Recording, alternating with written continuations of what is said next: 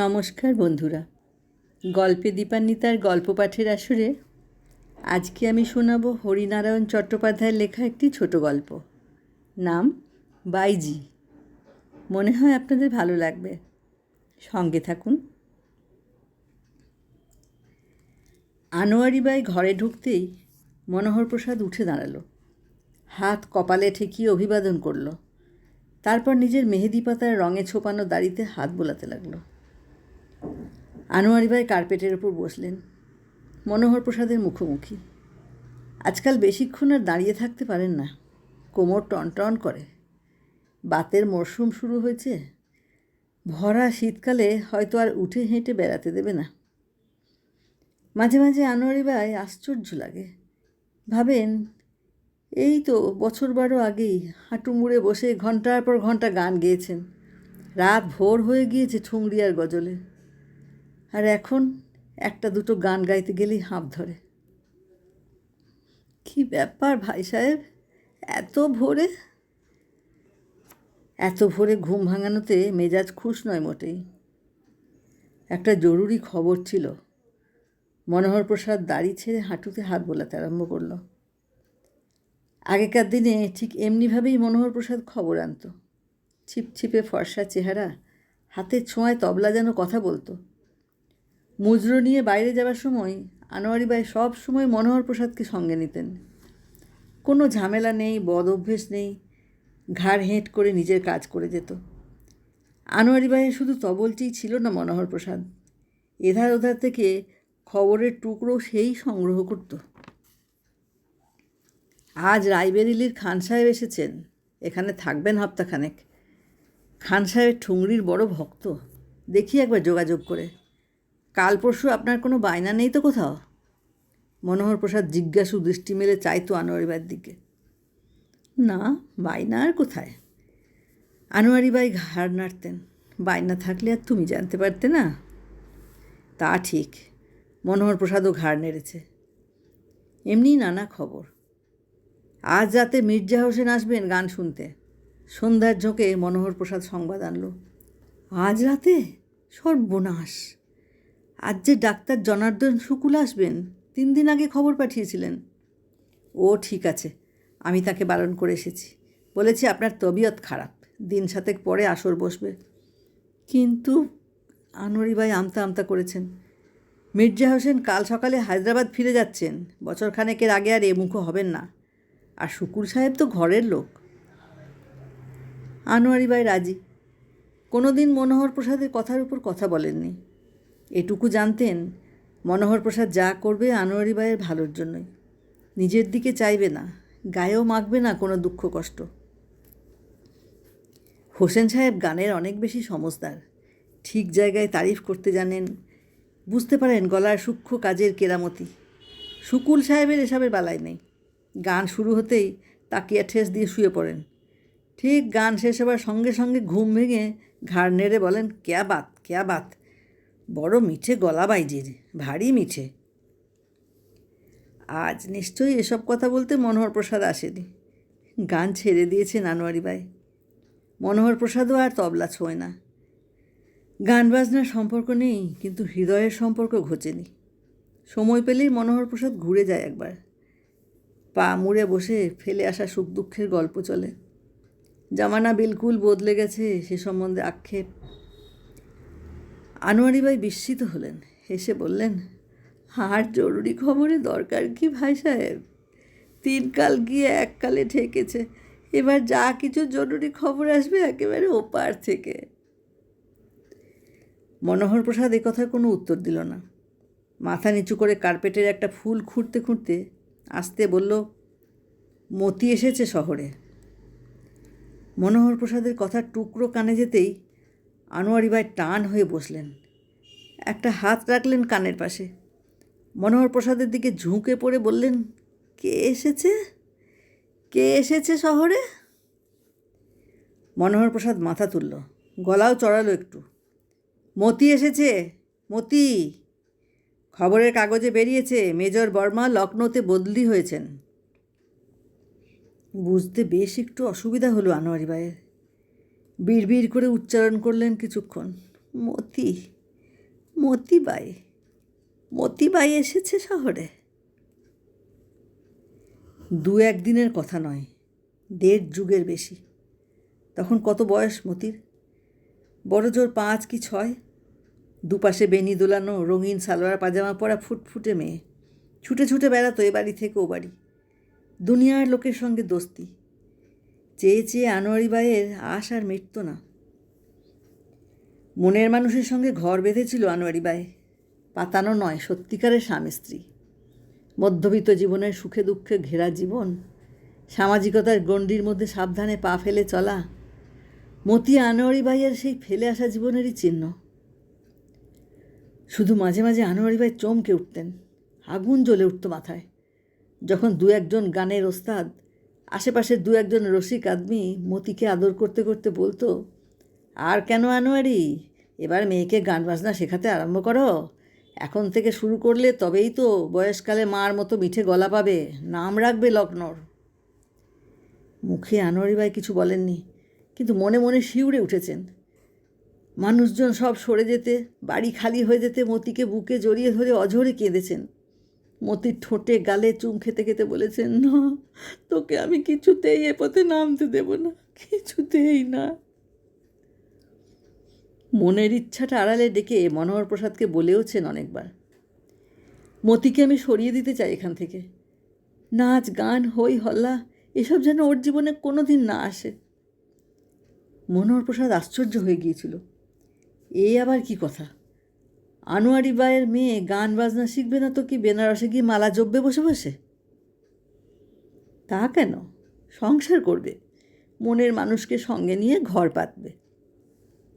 নিজের ফেলে আসা সাজানো সংসারের কথা ভেবেই আনোয়ারি বাই উদ্গত নিঃশ্বাস চাপলেন। ঘর সংসার করবে মেয়ে, তা বেশ, কিন্তু জেনে শুনে চকের আনোয়ারি বাইয়ের মেয়েকে কে এগিয়ে আসবে বিয়ে করতে? ওর না ফেলে কে মাথায় ঘোমটা দেওয়াবে? 2-1 জন কাঁচা বয়সের কচি ডানা মেলে সবে উঠতে শেখা ছোকরা হয়তো রাজি হতেও পারে, বিয়ের ভরং করে নিয়ে গিয়ে ফুর্তি করবে কদিন, তারপর শখ মিটলে কিংবা বাপের দেওয়া মাসোহারা বন্ধ হয়ে গেলে পালাবে ফেলে মতিকে। তখন কাজটা যে সোজা নয় তা আনোয়ারি বাইও ভালোই জানেন, আর জানেন বলেই মনোহর প্রসাদকে ডেকেছেন সলা পরামর্শ করতে। একটা উপায় আছে।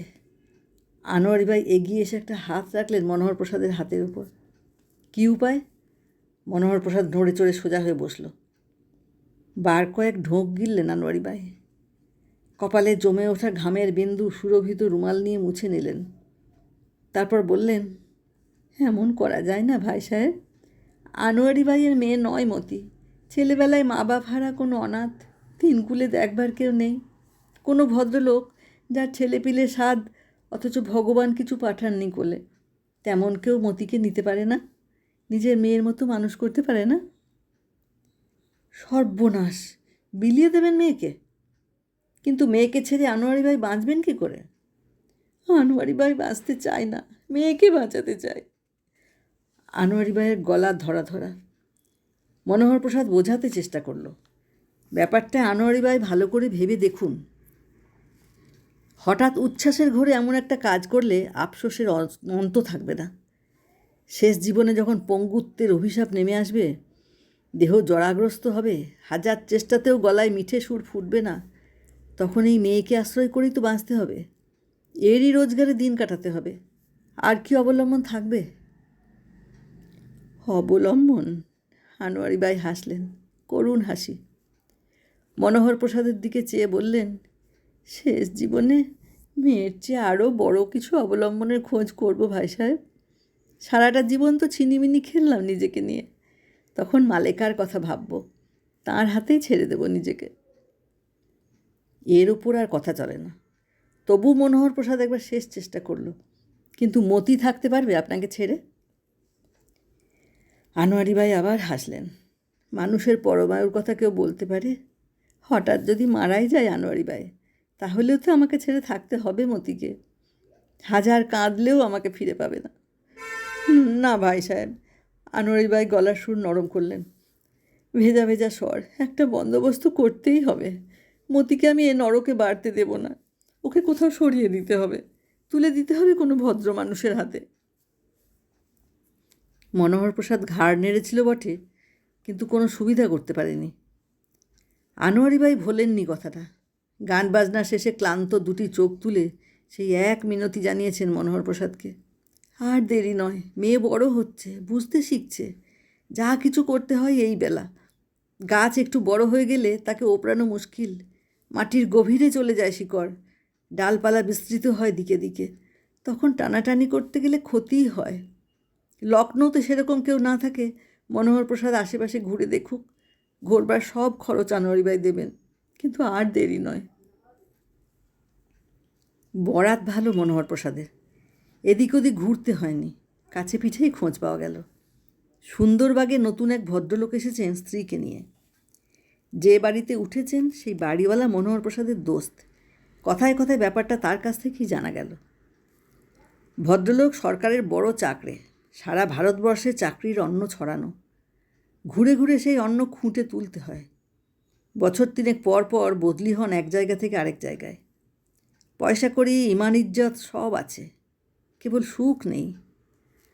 বছর চারেকের ফুটফুটে একটি মেয়ে ছিল, আজমগড়ে দুদিনের জ্বরে মেয়েটি শেষ, চিকিৎসার সুযোগও পাওয়া গেল না। সেই থেকে ভদ্রলোকের স্ত্রী অনবরত কাঁদেন আর বুক চাপড়ান, অভিশাপ দেন ভগবানকে। ভদ্রলোক এসব কিছু করেন না, অফিসের সময়টুকু ছাড়া চুপচাপ ঘরে বসে থাকেন দরজা জানালা বন্ধ করে। মনোহর প্রসাদ আসমানের চাঁদ পেল হাতের মুঠোয়। তকলিফ করে আসমানে চড়তে হলো না, চাঁদ নিজেই যেন নেমে এসে ধরা দিল। দোস্তের মারফত আলাপ হলো। প্রথম প্রথম দু একটা সান্ত্বনার মোলায়েম কথা, মিঠে মিঠে উপদেশ, দুনিয়ায় কিছুই স্থায়ী নয় সে সম্বন্ধে দার্শনিক আলোচনা। তারপর আস্তে আস্তে কথাটা পারল, খুব সাবধানে। ভদ্রলোক কিছুক্ষণ চেয়ে রইলেন মনোহর প্রসাদের দিকে, তারপর ধীর গলায় বললেন, কিন্তু যাদের মেয়ে তারা ছাড়বে কেন? ছাড়বে কেন? মনোহর প্রসাদ কপালে হাত চাপড়ালেন। বাপ গেছে অনেক দিন, মা যে অবস্থায় আছে দুবেলা দুখানা রুটিও দিতে পারছে না মেয়েকে। কোন দিন দেখব মা আর মেয়ে দুজনেই খতম হয়ে গেছে। নয়তো মা কি আর অত সহজে ছাড়তে চায় মেয়েকে?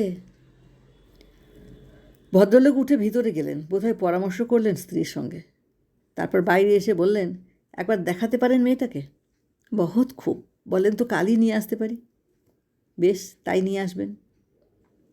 সোজা মনোহর প্রসাদ আনোয়ারি বাইয়ের সঙ্গে দেখা করল, সব ঘটনা জানালো। পরের দিন সকালে মতিকে নিয়ে যাবে তাও বলল। মনোহর প্রসাদ ভেবেছিল সব ঠিকঠাক হলে আনোয়ারি বাই বোধহয় রাজি হবেন না, প্রাণে ধরে ছাড়তে পারবেন না মেয়েকে।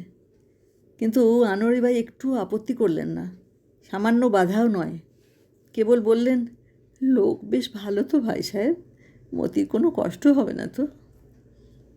নিজের পেটের মেয়ে হারিয়েছে, এখন যাকে নেবে তাকে নিজের মেয়ের মতনই মানুষ করবে। আর তাছাড়া লোক খুব ভদ্র, খানদানি ঘরের ছেলে, শুনলাম লেখাপড়াও খুব জানে। আনোয়ারি বাই আর কিছু বললেন না। কিন্তু পরের দিন মনোহর প্রসাদ মতিকে নিতে গিয়েই অবাক। দামি সালোয়ার, দোপাট্টা, পায়জামায় ঝলমল করছে মেয়ে, গলায় মুক্তোর মালা, কানে পান্নার দুল, পায়ে ভেলভেটের নাগরা। সর্বনাশ, এই বুঝি অভাব অনটনে দিন কাটানো মেয়ের পোশাকের বহর? কথাটা মনোহর প্রসাদ বলল আনোয়ারি বাইকে। এত সব দামি জামা গয়না পরিয়েছেন কেন? গরিবের মেয়ে, এই কথাই তো জানানো হয়েছে। তবে এই এতক্ষণ পরে একটু যেন ছলছলিয়ে এলো আনোয়ারি বাইয়ের চোখ, ভিজে ভিজে গলা। সব খুলে ফেলব? মনোহর প্রসাদ ভাবল 2-1 মিনিট, তারপর বলল, সালোয়ার পাজামা না হয় থাক, গয়নাগুলো খুলে নিতে হবে। আনোয়ারি বাই এক এক করে সব খুলে নিলেন। মেয়েকে সারা রাত ধরে বুঝিয়েছেন, নতুন জায়গায় গিয়ে বেফাস কিছু না বলে ফেলে, কান্নাকাটি না করে। বাইরে যাবেন আনোয়ারি বাই তীর্থধর্ম করতে, সেখানে ছোট ছেলে মেয়েদের যেতে নেই, ফিরে এসে মতিকে তিনি নিয়ে আসবেন। কার কাছে যাব মা? মতি অবাক গলায় প্রশ্ন করেছে। তোমার কাকা কাকির কাছে, দেখবে কত যত্ন করবে, ভালোবাসবে, জিনিস কিনে দেবে। মতি আর কথা বলেনি। এখানে মায়ের সঙ্গে তার সম্পর্ক কম, মাঝে মাঝে আনোয়ারি বাই শহরে যান মুজরো নিয়ে। খুব দূরে কোথাও নয়, ধারে কাছেই, কানপুর, বেরেলি, ফৈজাবাদ। সেই সময় মতি থাকে বুড়ি ঝির কাছে। এখানে থাকলেও আনোয়ারি বাই ধারে কাছে ঘেঁচতে দেন না মেয়েকে। গান বাজনার আসরে এসে কাজ নেই, সারেঙ্গির সুর আর তবলার বলে শুধু সুর নয়, বিষও আছে। একবার নেশা ধরলে আর রক্ষা নেই। মতিকে নিয়ে যাবার সময় ধারে কাছে আনোয়ারবাইকে দেখা গেল না। এদিক ওদিক চেয়েও মনোহর প্রসাদ তার খোঁজ পেলেন না। ভদ্রলোকের নাম ব্রজবিলাস সাক্সেনা, আদি নিবাস মজফ্ফরপুর। বিলেতে ছিলেন বছর 4 মতো। স্ত্রী পর্দানসীন নন, কেবল আনকোড়া শোক পেয়ে বাইরে বেরোনো বন্ধ করেছেন। মতিকে দেখে ব্রজবিলাসবাবুর স্ত্রী পর্দা ঠেলে সদরে চলে এলেন। দুহাতে মতিকে বুকের মধ্যে জাপটে ধরে ভেঙে পড়লেন কান্নায়। ব্রজবিলাসবাবু কাঁদলেন না বটে, কিন্তু তার মুখ চোখের ভাবে মনে হলো মেয়ের শোকটা আবার নতুন করে যেন দেখা দিল। মতিকে তারা ছাড়লেন না। কথা হলো মনোহর প্রসাদ বিকেলে এসে মতিকে নিয়ে যাবে। আবার পরের দিন সকালে মতির জামা কাপড় বিছানাপত্র যা আছে সব শুদ্ধ নিয়ে আসবে, সেই সঙ্গে মতিকেও। যাবার মুখে ব্রজবিলাসবাবু মনোহর প্রসাদের কাছে এসে দাঁড়ালেন। একটা কথা ছিল। বলুন। কিছু টাকা ওর মাকে দিতে চায়, যদি আপনি নিয়ে যান সঙ্গে করে। মনোহর প্রসাদ দুহাত জোর করল, বিনীত গলায় বলল, কসুর মাফ করবেন, টাকা নিতে ওর মা হয়তো রাজি হবেন না, তাহলে মেয়েকে বিক্রি করার সামিলই হবে না। মেয়েকে মানুষ করে তুলুন আপনারা, তাতেই উনি খুশি হবেন। তারপর থেকে মেয়ের সঙ্গে আর আনোয়ারিবাইয়ের দেখা হয়নি বটে, তবে খোঁজ খবর পেয়েছেন মনোহর প্রসাদের মারফত। বছর 3 পরেই ব্রজবিলাস বদলি হলেন মিরাট, সেখান থেকে দেরাদুন ছুঁয়ে গেলেন আগ্রা। সব জায়গা থেকে এই চিঠিপত্রে যোগাযোগ রেখেছিলেন মনোহর প্রসাদের সঙ্গে। চিঠিতে বেশিরভাগই মতির কথা। মতির মা যে বাইজি ছিলেন সে কথা মতির কাছ থেকে তাঁরা সংগ্রহ করেছেন, কিন্তু তাঁদের কোনো আক্ষেপ নেই। পিছন দিকে চাইতে আর তাঁরা রাজি নন। পুনর্জন্ম হয়েছে মতির। আনোয়ারিবাইয়ের মেয়ে নয় মতি, এখন সে মতি কুমারী সাক্সেনা, সিনিয়র অফিসার ব্রজবিলাস সাক্সেনার একমাত্র মেয়ে। তারপর বছর কয়েক কোনো খবর নেই। পুরনো ঠিকানায় চিঠি দিয়েও মনোহর প্রসাদ কোনো উত্তর পায়নি। হঠাৎ চিঠি এলো মজফ্ফরপুর থেকে। লিখেছেন মায়াবতী সাক্সেনা, ব্রজবিলাসের বিধবা স্ত্রী। সামনের মাসে মতির বিয়ে আর্মি অফিসার মোহনচাঁদ বর্মার সঙ্গে। তাঁর স্বামী হঠাৎই মারা গেছেন অফিসের টেবিলে হার্টফেল করে। এই বিয়েতে মনোহর প্রসাদ অনুগ্রহ করে যদি পায়ের ধুলো দেন তো সবাই কৃতার্থ বোধ করবে। মনোহর প্রসাদ যেতে পারেনি, কিন্তু আনোয়ারিবাইকে পড়ে শুনিয়েছিল সে চিঠি। তখন আনোয়ারিবাইয়ের অবস্থা পড়তির মুখে, রোগে ধরেছে। লোকের আসা যাওয়া অনেক কম, প্রায় খালিই পড়ে থাকে জলসাঘর। বাড়ি ভাড়াও কিছু কিছু বাকি পড়েছে। ভাবছেন সরে গিয়েও কোথাও আরও ছোট বাড়ি ভাড়া করবেন, চকের আরও ভিতরের দিকে। সেদিন বাক্স হাতে একটা মুক্তোর মালা বের করেছিলেন আনোয়ারিবাই। ঝুটো নয়, খাঁটি মুক্তা, বোম্বাইয়ের আমির মকবুল আলীর উপহার। খুব বড় বড় জায়গায় যেতে আসতে আনোয়ারিবাই গলায় দিতেন। মতির বিয়েতে সেটাই পাঠিয়ে দিলেন। বিয়েতে মনোহর প্রসাদ যায়নি, কিন্তু দিন 5 পরে বিয়ের বিস্তারিত বিবরণ পড়েছিল খবরের কাগজের পাতায়। খুব ধুমধাম, 2000-এর ওপর মাননীয় অতিথি, জাদ্রেল সব অভ্যাগতের লিস্ট। সে খবরও মনোহর প্রসাদ আনোয়ারিবাইকে শুনিয়েছিল। আজকাল কী যে হয়েছে আনোয়ারিবাইয়ের, বোধহয় বয়স হয়েছে বলেই একটুতেই জল জমা হয় চোখের কোণে, দুটো ঠোঁট থরথরিয়ে কাঁপে, আর ঠিক বুকের বাঁ পাশে অসহ্য যন্ত্রণা, নিঃশ্বাস ফেলতেও কষ্ট হয়।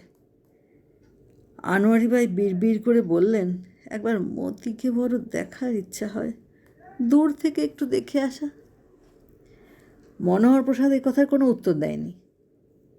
অবশ্য মায়াবতী সাক্সেনাকে চিঠিপত্র লিখে মতির সঙ্গে যোগাযোগ হয়তো করা যায়, কিন্তু মেয়ে সুখী হয়েছে, ভালো ঘরে ভালো বরে পড়েছে, এই তো যথেষ্ট। চোখে দেখতে যাওয়া মানেই তো মায়া বাড়ানো, আরও কষ্ট পাওয়া। মনোহর প্রসাদ লাঠিতে ভর দিয়ে আস্তে আস্তে উঠে গিয়েছিল। তারপর কয়েক বছর আর কোনো খোঁজ খবর নেই, কোনো চিঠিপত্রও দেয়নি মায়াবতী সাক্সেনা। মাঝে মাঝে দেখা হলেই আনোয়ারিবাই বলেছেন, আর কটা দিনই বা বাঁচব, যাবার আগে বড্ড দেখতে ইচ্ছা করছে মতিকে। মনোহর প্রসাদ আমল দেয়নি। বলা যায় না মেয়ে মানুষের মন। এমনিতে আনোয়ারিবাই খুব শক্ত, বাইরে কাঠিন্যের দুর্ভেদ্য আবরণ, কিন্তু চোখের সামনে নিজের মেয়েকে দেখতে পেলে সে নির্মুখ হয়তো খসে পড়বে, কেঁদে ফেলবেন আনোয়ারিবাই। অযথা একটা গোলমালের সৃষ্টি। আর্মি অফিসার মোহনচাঁদ বিরক্ত হবেন, এ নিয়ে স্বামী স্ত্রীর মধ্যে মনোমালিন্য হওয়াও বিচিত্র নয়। হঠাৎ সকালে খবরের কাগজটা উল্টাতে উল্টাতে মনোহর প্রসাদের চোখে পড়ে গেল। বারবার পড়ল খবরটা, কাগজটা চোখের কাছ বরাবর নিয়ে। তারপরই খবরটা নিয়ে গেল আনোয়ারি ভাইয়ের কাছে। মেজর মোহনচাঁদ বর্মা জলন্ধর থেকে বদলি হয়েছেন লখনৌ। সামনের সোমবার থেকে নতুন জায়গার কার্যভার গ্রহণ করবেন। আনোয়ারি ভাই এগিয়ে এসে একেবারে মনোহর প্রসাদের দুটো হাত জড়িয়ে ধরলেন। আমি মতিকে দেখব, চুপচাপ দেখে চলে আসব, ওর বাড়ির রাস্তায় বসে থাকব, ও বাইরে বেরোবার সময় একবার শুধু চোখের দেখা দেখব। ভাই সাহেব, এইটুকু উপকার করতেই হবে। আমি বুঝতে পারছি আর আমি বেশি দিন নেই। কথা শেষ হবার সঙ্গে সঙ্গে আনোয়ারি ভাই ঝরঝর করে কেঁদে ফেললেন। আচ্ছা দেখি। মনোহর প্রসাদ হাত ছাড়িয়ে বাইরে চলে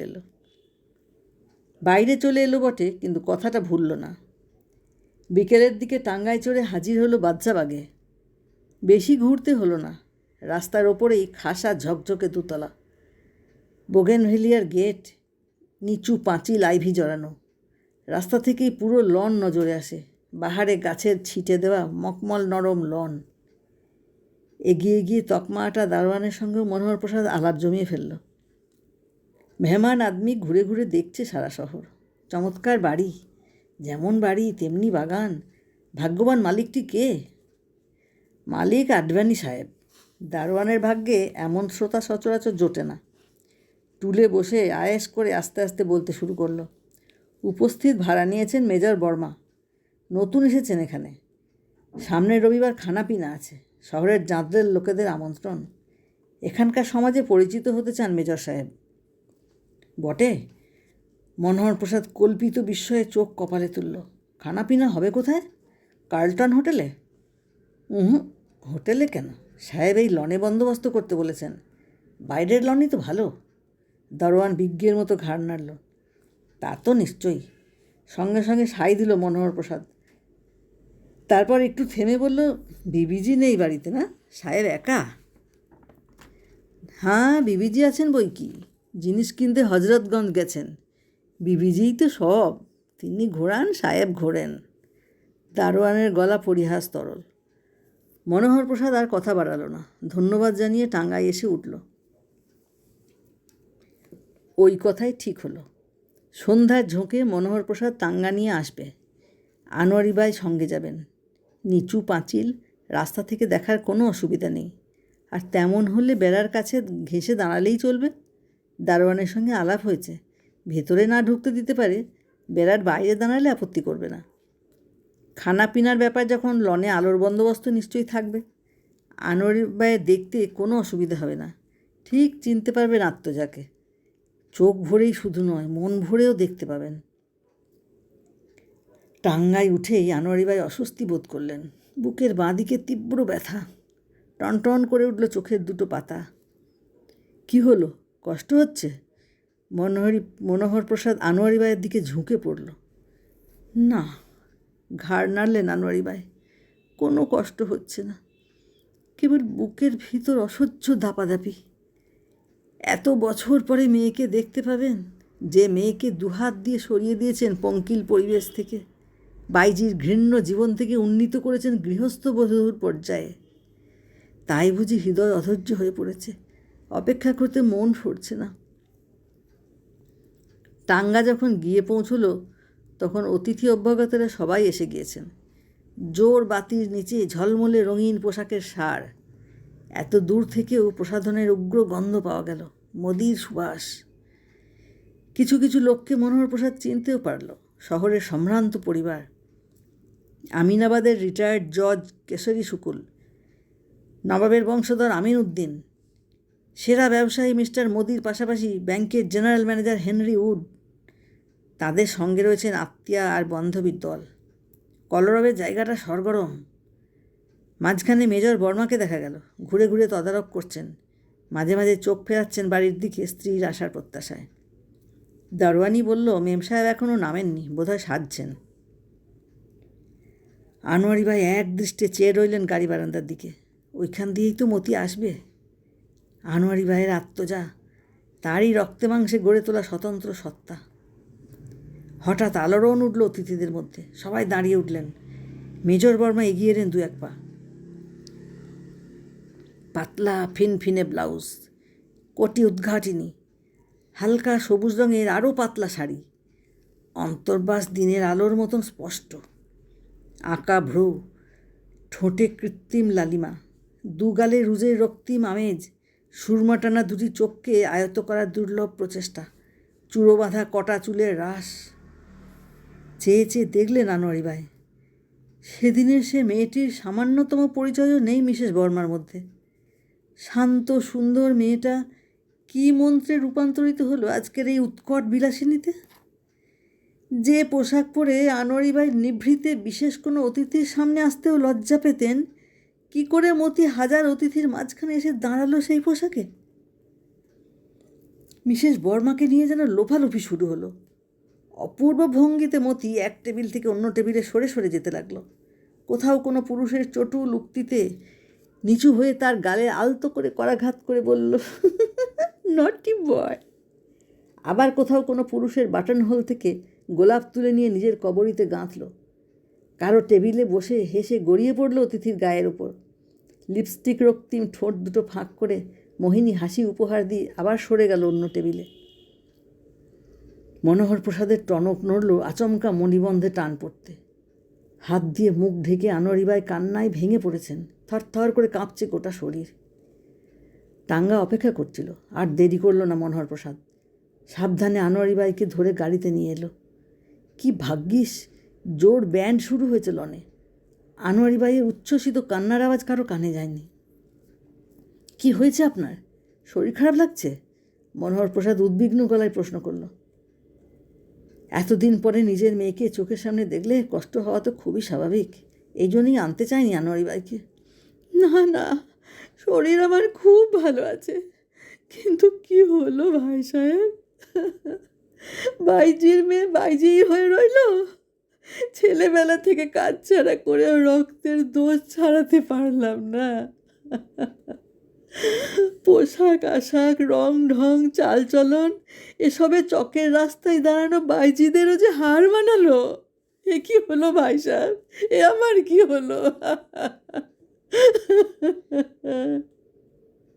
দুহাতে মুখ ঢেকে আনোয়ারিবাই আবার কান্নায় ভেঙে পড়লেন।